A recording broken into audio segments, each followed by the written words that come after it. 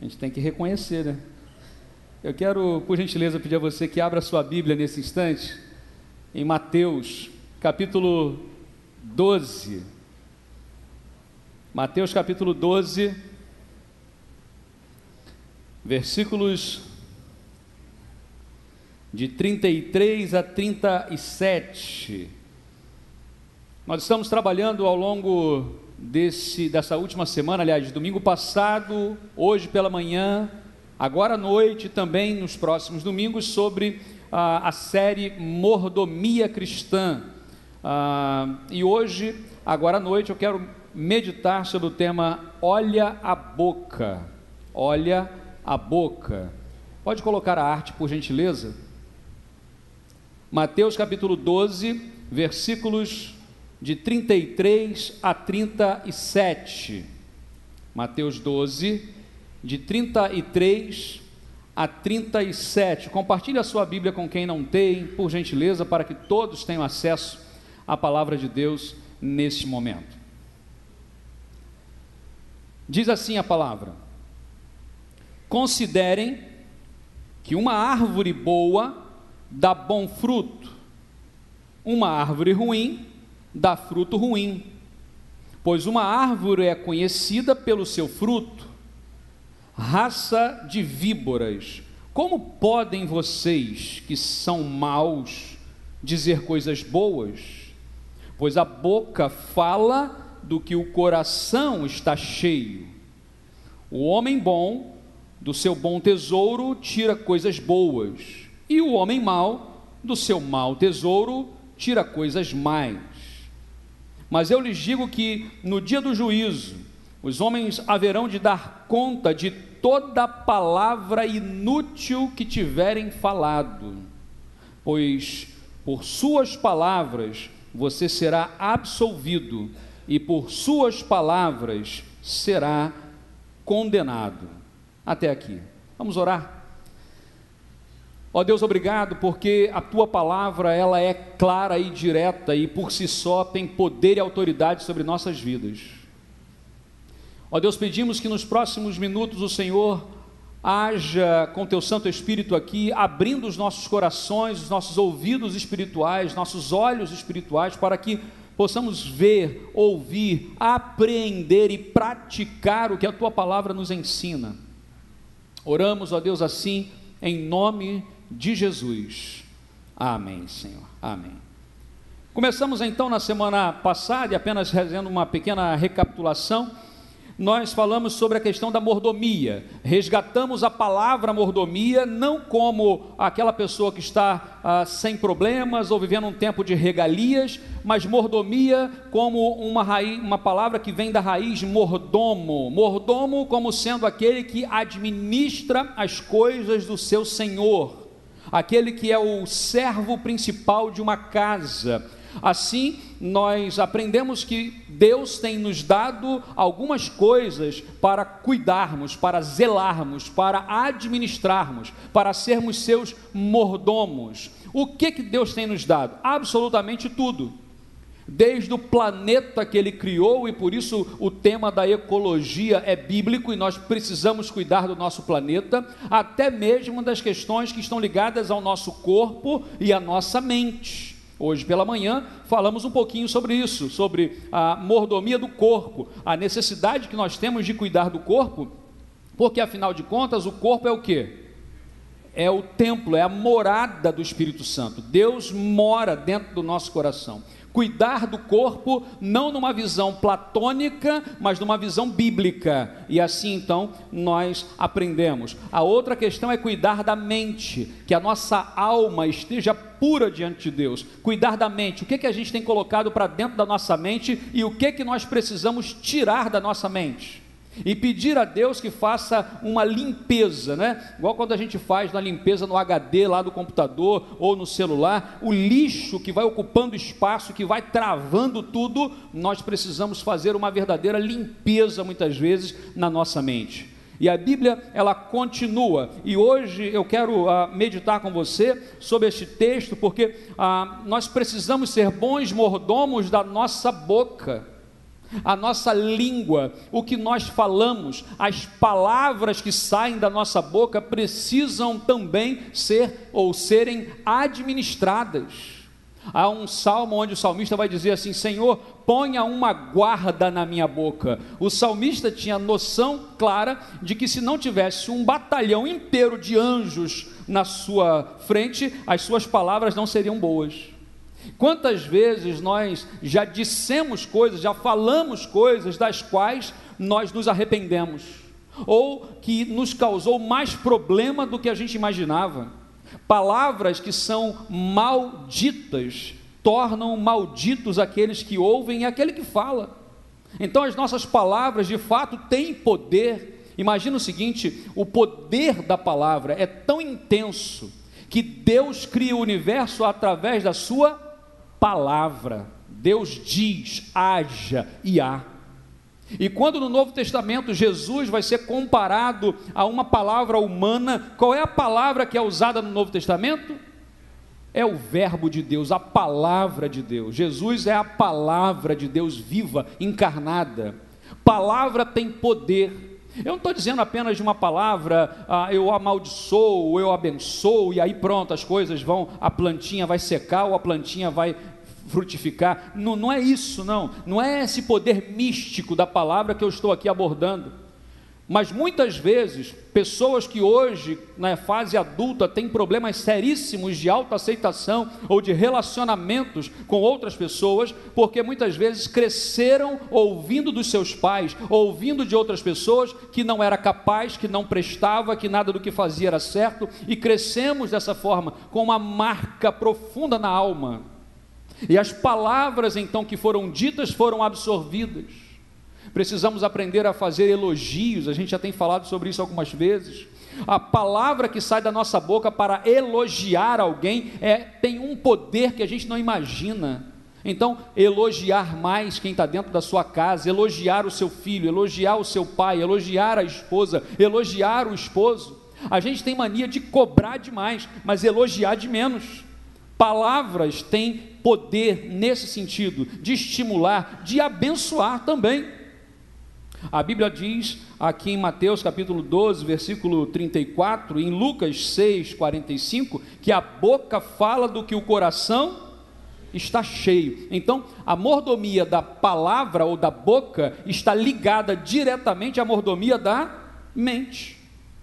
Porque aquilo que está na minha mente, provavelmente é aquilo que vai sair da minha boca.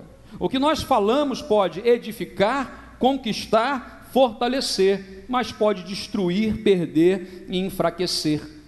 Esse poder extraordinário da palavra precisa ser então levado muito a sério. O que nós estamos dizendo? Porque a Bíblia diz que toda palavra inútil que saiu da nossa boca durante toda a nossa vida será prestada conta diante de Deus. Você imagina isso? Quanta besteira a gente já falou. Quanta coisa que saiu da nossa boca que a gente ficou assim, meu Deus, não era para ter dito, ou a gente nem tem consciência disso. Prestaremos conta das palavras da nossa boca, o que saiu da nossa boca, e o que sai está no nosso coração. Eu não sei se você já ouviu falar de um negócio chamado ato falho. Os psicólogos podem até nos ajudar. Ato falho é quando uma pessoa diz alguma coisa que nem estava pensando, ou fora do contexto, ou de repente naquele contexto. É também chamado de deslize freudiano. E um dos piores deslizes freudianos, ou ato falho que alguém pode cometer, é de chamar uma pessoa por outro nome. Imagina a confusão que dá um casal que está namorando, e de repente o rapaz vira para Maria, e em vez de chamá-la de Maria, chama de, sei lá, Gertrudes. É parecido, mas imagina a confusão que isso vai dar. Você já trocou o nome de alguém sem pensar e você depois fala, não, quer dizer, pai e mãe são craques em trocar nome de filho, né? A minha sogra, por exemplo, não, hoje ela está com Alzheimer, mas antes mesmo de ser detectado, ela trocava, ela chamava o nome de todos os filhos, mas tudo errado. E quando eu entrei na família, comecei a namorar, ela me chamava de Emerson, me chamava de Guilherme, que é o nome dos meus cunhados, e eu ficava assim, mas ela está falando comigo, está falando com eles ou é comigo, e troca o nome. A gente vai trocando os nomes, a gente começa a inverter. Ato falho é uma ação inconsciente que nós não conseguimos deter. Por que a gente fala? Porque estava onde? Na nossa mente. O que está na mente é o que vai sair da boca. É igual quando você está no supermercado e você está com aquela pose toda de um crente em Jesus, e de repente você está com um chinelo de dedo e cai uma lata no seu dedinho. Não vou nem falar no dedão, no dedinho. Ou quando você dá aquela topada com o dedinho, hoje vai sofrer, quando você dá aquela topada com o dedinho na quina do móvel da sala, já teve isso, teve gente que até quebrou o dedinho, né? O que sai da sua boca exatamente nesse momento? Aleluia, né? O que aleluia? Agora todo mundo vai falar aleluia. Teve gente que quando chegou aqui vai até falar: pastor, eu tomei banho para vir para a igreja, depois do sermão da manhã. Imagina o que vai sair da nossa boca, quando acontece da lata cair no dedinho, daquela topada, o que sai? O que sai da boca é o que estava onde? É o que estava no coração, é o que estava na cabeça. Quando a gente fala coração aqui, a gente está falando da mente, obviamente, nas emoções. Então, é o que está no coração.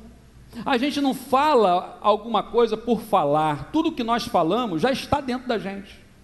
As palavras saem de nós, porque em algum momento elas entraram. Elas entraram porque nós ouvimos, elas entraram porque nós vimos, elas entraram de alguma forma. Mas é hora de entendermos como fazer para termos uma boca ou palavras que são abençoadas. Quem é bom mordomo das palavras, fala o que pensa. Ponto final. O bom mordomo das palavras fala o que pensa.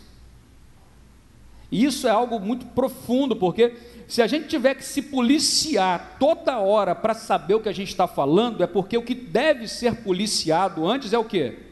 É a nossa mente.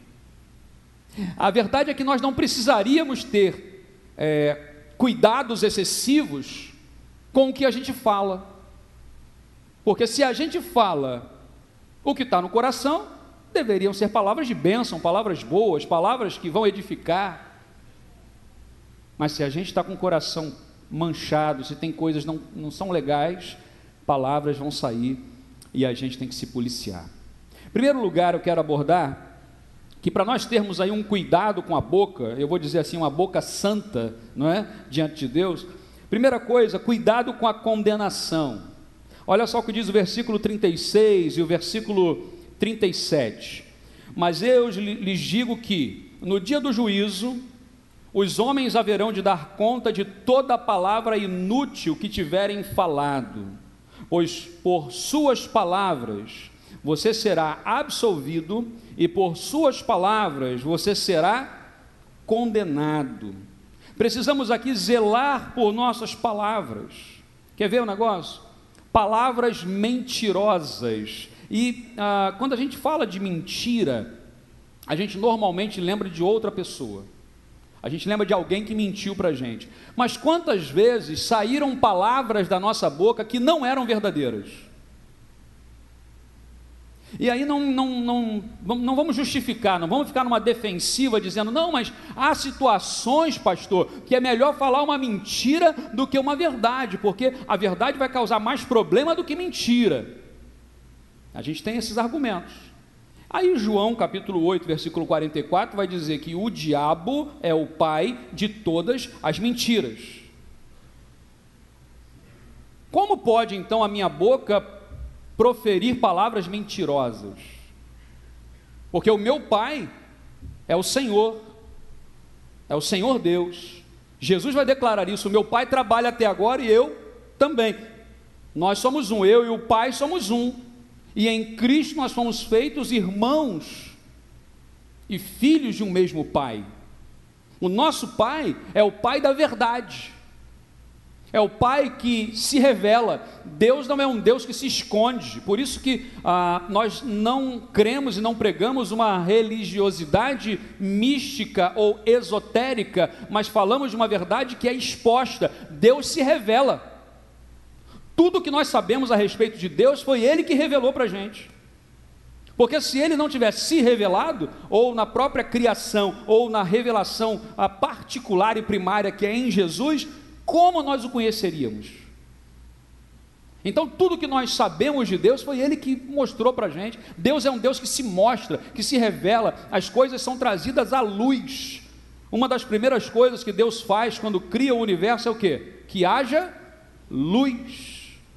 Os astrônomos dizem que quando se observa o universo através de telescópios poderosos aí no espaço, para onde você olha, na direção que você olhar no universo, há luz. Luz. E essa luz que Deus cria é antes do próprio Sol. O Sol só será criado no 4º dia. Quando nós olhamos para o nosso Deus, nós cremos que é um Deus de verdade e não um Deus de mentira. A mentira precisa ser banida do nosso dia a dia, da nossa fala. Tem uma frase que diz assim, né? Fulano mente que nem sente. E há pessoas que são habituadas à mentira a um certo ponto que elas começam a acreditar na mentira que contou. Tem horas, e assim, eu não me ofendo com isso não, mas quando meus pais vêm aqui visitar, muitos irmãos vão neles, aqui, uma vez o pastor contou uma história aqui, dizendo isso, é verdade, aconteceu? Aí minha mãe, estou falando, aí minha mãe, não, aconteceu sim, tá. Sabe aquela história do cachorro que mordeu, que eu corri, que eu fiquei, não sei o quê, e outras histórias que eu já contei, é verdade. Agora, já viu quando a gente conta uma história que não é verdade, que a gente inventou, que a gente fantasiou, e a gente começa a acreditar que aquilo era verdade? Isso é pior, isso é patológico, isso é de tratamento, ok? Isso é tratamento espiritual, mas tratamento psicológico, porque esse é um mal que tem afligido muita gente. Não vamos achar que isso é uma coisa mais ou menos, não, muita gente.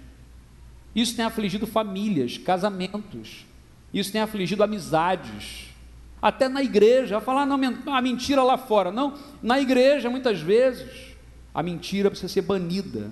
A outra palavra que precisa ser tirada de nós são as palavras violentas. Palavras violentas devem ser banidas. Isso não é fácil, não. Não é fácil, não. Porque tem pessoas que têm um poder de tirar a gente do sério. Quer ver um negócio que tira a gente do sério? Já dei esse exemplo outras vezes. O trânsito. Mas se cada vez que alguém buzinar, que alguém der uma fechada, que alguém avançar, se cada momento nós tivermos uma palavra violenta, o que isso vai trazer de volta? Mais violência. A nossa boca precisa proferir palavra de paz, palavra de bênção. É aquela coisa que outro dia alguém falou assim, não, pastor, a gente já aprendeu como é que fala, né? Num evangeliquez, assim, quando alguém der uma fechada na gente, a gente fala, vai filisteu incircunciso. Primeiro que o cara não vai entender, né? E você vai ficar satisfeito, né? Há outras palavras que não tem que ser cuidadas, né? Porque alguns vão colocar, como é que é? Eu esqueci uma outra que o pessoal costumava brincar, enfim, é até bom esquecer, porque às vezes não é para falar. Vou ter que prestar conta da palavra. Imagina quem trabalha com a palavra. Quantas palavras saem da nossa boca, quanta coisa sai. Como que nós temos visto? Como que nós temos feito? Vendedores, pessoas que trabalham na área das vendas. E você sabe que é um desafio muito grande. Há determinadas profissões, não é só vendedor não, advogado, contador e outras profissões que você usa a palavra o tempo todo, que você usa mecanismo. A verdade é algo que precisa o tempo todo estar alerta na cabeça da gente. Porque esse mundo, a Bíblia diz que o mundo jaz no maligno, e ele é o pai da mentira. Então esse mundo é um mundo de mentira, e muitas vezes as pessoas vão, na verdade, viver uma vida de mentira, e a gente vai querer embarcar nessa canoa furada, e é hora da gente, não, o meu Deus é um Deus de verdade. A verdade liberta, a verdade cura, a verdade abençoa. Conhecereis a verdade os libertará, é a verdade. Outra questão são palavras desenfreadas. Quer ver? Tiago, capítulo 1, versículo 26, diz assim, Alguém está pensando que é religioso? Se não souber controlar a língua, a sua religião não vale nada, e ele está enganando a si mesmo. Olha que coisa forte, não sou eu que estou dizendo não, é a palavra de Deus, aqui em Tiago capítulo 1, versículo 26, não adianta nós sermos, religiosos, nós colocamos a Bíblia, nós falamos e nós nos portamos, mas se a nossa palavra não é uma palavra branda, não é uma palavra de bênção, de nada vale essa religiosidade. A Bíblia assim nos alerta. A outra questão são palavras que não edificam. Ainda em Tiago capítulo 3, aliás, Tiago fala muito sobre língua, sobre o uso da língua indevidamente. Leia o livro de Tiago, dever de casa, como a gente está brincando desde de manhã sobre isso. Espero que tenham lido o Salmo 139. Vamos aqui, Tiago capítulo 3 diz assim: vejam como uma grande floresta pode ser incendiada por uma pequena chama. A língua é um fogo. O que Tiago está dizendo é, às vezes as coisas estão mais ou menos, o negócio está esquisito, aí chega alguém e dá aquela palavra maldosa, pá, e sai. Aquela centelha inflama o negócio. Já contei a história aqui de um irmão chamado José Hildo, que foi alguém muito especial na minha vida, na vida da minha família, lá de Cachoeiro do Itapemirim. Ele faleceu num acidente de carro e foi uma das pessoas que eu mais senti, lamentei e chorei a sua perda. Mas José Hildo tinha uma característica muito forte. Quando eu preguei no dia lá do culto, de gratidão pela vida dele, a igreja lotada, muitas pessoas passaram, mais de 3.000 pessoas foram nesse culto, e passa desde a noite até o outro dia, governador, secretário, senador da república, gente desse nível, e moradores de rua, pessoas em situação de rua, e outras pessoas, para você ver como que esse homem tinha um relacionamento das pessoas mais simples às mais importantes, vamos assim dizer, e Adilson e Adriana conheceram o Zé Hildo, lembra disso? O Zé Hildo tinha uma característica. Quando eu cheguei lá, ele era presidente dos diáconos, o irmão Celso, e às vezes o bicho pegava, aquela coisa, aquela discussão, aquele negócio. O Zé Hildo sempre pedia a palavra, e quando ele pedia a palavra, podia ter certeza que a discussão ia acabar, porque a palavra dele era uma palavra sempre de paz, uma palavra apaziguadora. Eu chamava ele de pacificador. Esse foi o tema do sermão que eu dei no dia que eu preguei, o pacificador. Bem-aventurados os pacificadores. Que a nossa palavra seja uma palavra não de incendiar o negócio que já está mais ou menos, mas de apaziguar. Quando alguém chega, não, mas você viu, aquela coisa, calma, vamos ouvir, vamos analisar, vamos orar, vamos olhar o outro lado, vamos ver como é que é isso, uma palavra de sabedoria. A Bíblia nos fala em Efésios capítulo 4, me permitam ler vários textos da Bíblia hoje nesse sermão, porque se a gente começa a falar muita coisa da gente, eu tenho maior probabilidade de pecar e errar, e se eu estou lendo a Bíblia, eu estou me eximindo também um pouco disso, mas a Bíblia diz assim, Efésios 4, 29, não digam palavras que fazem mal aos outros, mas usem apenas palavras boas, que ajudam os outros a crescer na fé e a se conseguir o que necessita, para que as coisas que vocês dizem façam bem aos que a ouvem, e não façam com que o Espírito Santo de Deus fique triste, pois o Espírito é a marca de propriedade de Deus colocada em vocês, a qual é a garantia de que chegará o dia em que Deus os libertará. Abandonem toda a amargura, todo ódio, toda raiva, nada de gritaria, nada de insulto, nada de maldade, pelo contrário, sejam bondosos, atenciosos uns para com os outros e perdoem uns aos outros, assim como Deus, por meio de Cristo, perdoou vocês. Amém? Meus irmãos, esse texto da palavra de Deus, a gente tem que ler, talvez escrever isso aqui, imprimir, botar na geladeira da gente toda hora e colocar. Eu preciso ler isso, eu preciso entender que é palavra de Deus. Se eu obedeço a palavra de Deus, é bênção sobre minha vida, é bênção sobre minha família, é bênção nesse país. Como nós precisamos mais de mordomos da boca, de mordomos das palavras. Nossas palavras precisam ser medidas. O que nos condena entristece a Deus. Você viu aqui? Entristece o Espírito Santo. Quando nós somos prudentes com a nossa língua, nós alegramos o coração de Deus e nós não caímos nessas armadilhas. Segundo lugar, para ter essa boca abençoada, uma boca santa, esse cuidado com a boca, é preciso então ter um coração santo. Olha só o que diz a Bíblia, versículo 33 a 35. Considerem uma árvore boa que dá bom fruto, uma árvore ruim dá fruto ruim, pois uma árvore é conhecida pelo seu fruto. Raça de víboras, como podem vocês que são maus dizer coisas boas? Pois a boca fala do que o coração está cheio. O homem bom, do seu bom tesouro, tira coisas boas. O homem mau, do seu mau tesouro, tira coisas más. Olha só que interessante, o fato é que ninguém consegue enganar todo mundo o tempo todo. A gente pode enganar poucas pessoas durante pouco tempo, muitas pessoas durante muito tempo, mas não conseguimos enganar todas as pessoas durante todo o tempo, e não conseguimos enganar Deus uma vez sequer. O que nós estamos aprendendo aqui é que o que nós falamos precisa refletir o que está no coração.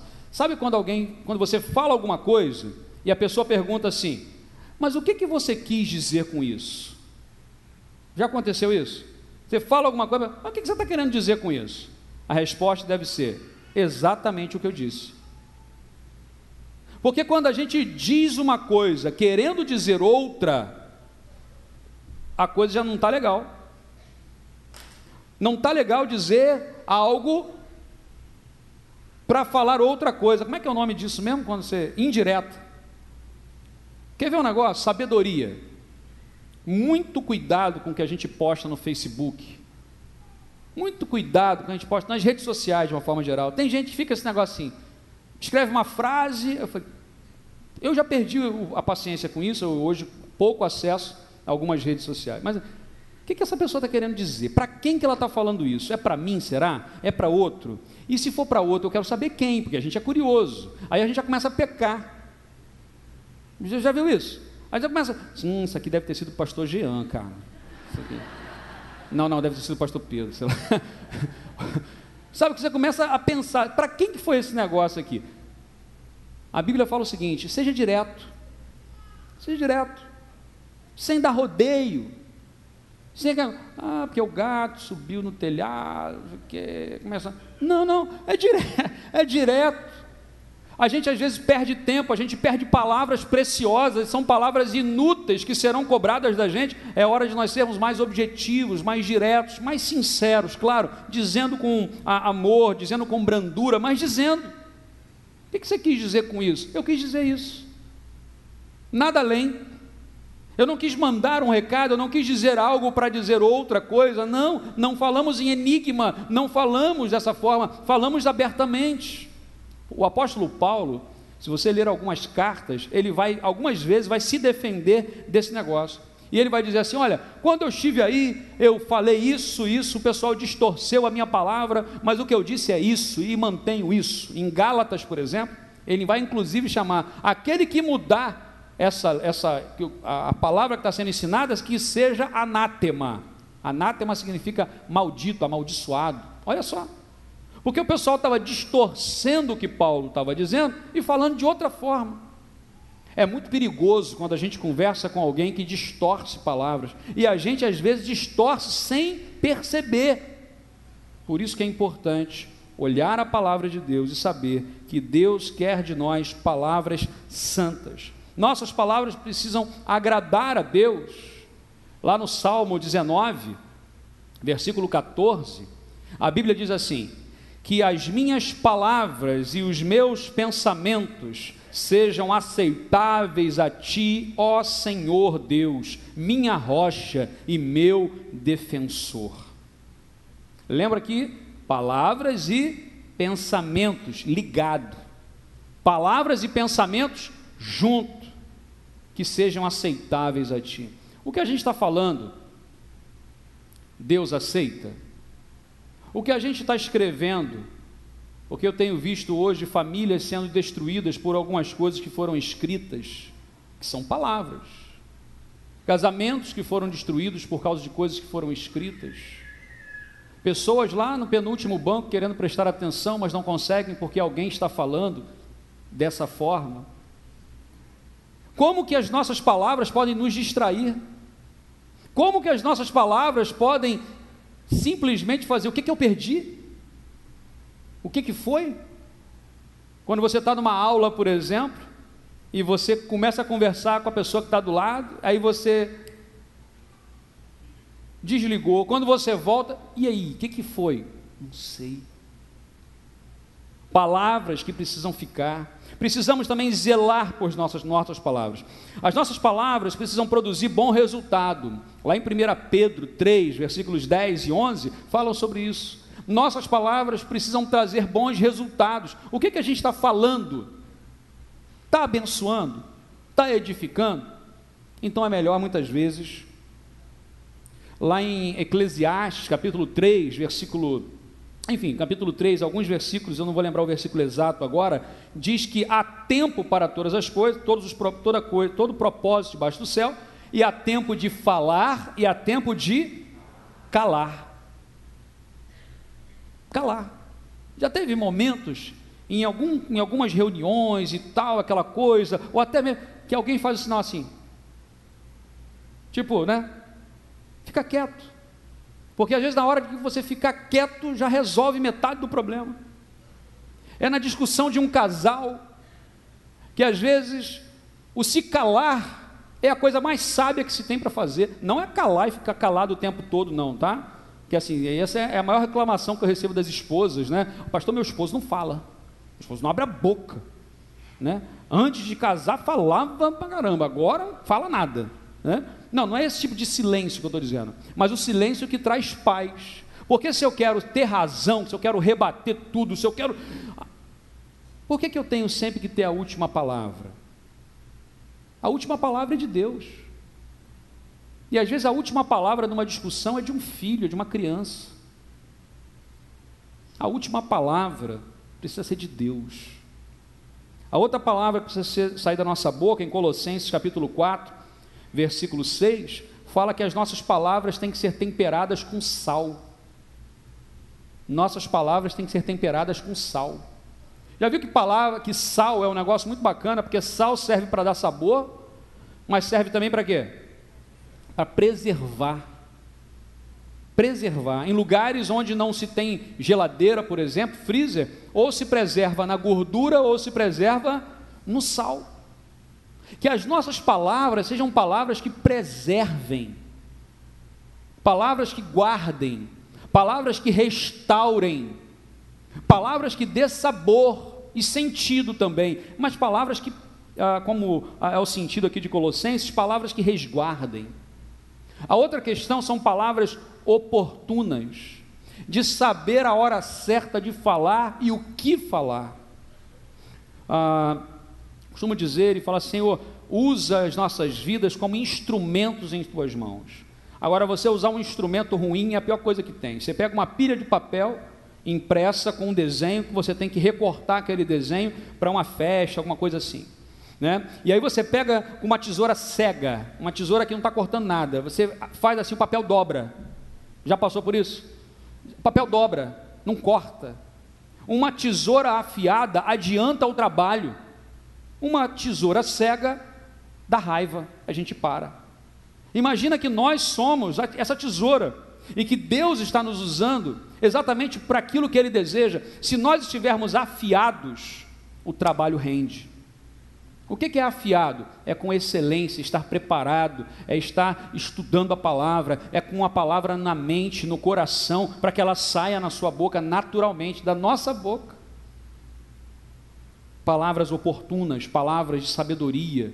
Quando alguém nos busca ou fala alguma coisa em desespero, nós sabemos dar uma palavra de consolo, uma palavra que vale muito. Palavras espirituais, lá em Colossenses também vai dizer, palavras espirituais e palavras que são úteis. E a grande pergunta nisso tudo para nós hoje, nessa reflexão na palavra, o que que nós, ou do que nós temos enchido o nosso coração? De quê? Nós temos colocado o que para dentro do coração? Porque quanto mais nós nos alimentarmos com palavras e com ações e com atitudes que não são de Deus, nossas palavras também refletirão exatamente isso. Então, se nós pudéssemos resumir toda essa palavra, toda essa mensagem, o que eu tenho que falar?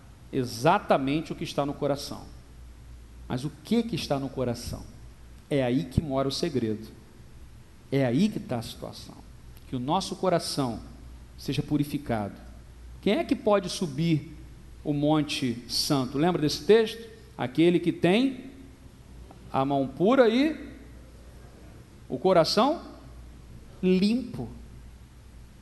Limpo. Lembra do lixo? Hoje alguém me procurou e falou: pastor, a palavra de Deus foi para a minha vida, porque eu tenho guardado lixo na minha vida há muitos anos, e eu preciso perdoar algumas pessoas, da minha família, situações que marcaram. E quando Deus fala, e a gente ouve, e a palavra mexe com a gente, aleluia, louvado seja o Senhor, é bom demais, que não apenas na vida de uma, duas, mas na vida de todos nós, a palavra de Deus seja produzindo coisas boas, coisas novas, e que a gente tire o lixo, limpe tudo isso. Somos responsáveis por aquilo que nós falamos. O que a Bíblia diz aqui é o seguinte: você é responsável, nós somos responsáveis por aquilo que a gente fala. Ponto final. Vamos prestar contas diante de Deus. Encha o coração com a palavra de Deus e deixa o Espírito Santo fazer o resto, porque o que vai sair vai ser bênção. Feche seus olhos, por gentileza. Coloque o seu coração mais uma vez diante de Deus, nesse tempo de oração, nesse tempo de aproximação do Senhor.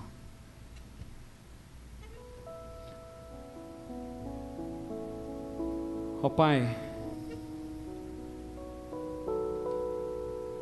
obrigado, meu Deus, por tudo que o Senhor tem falado,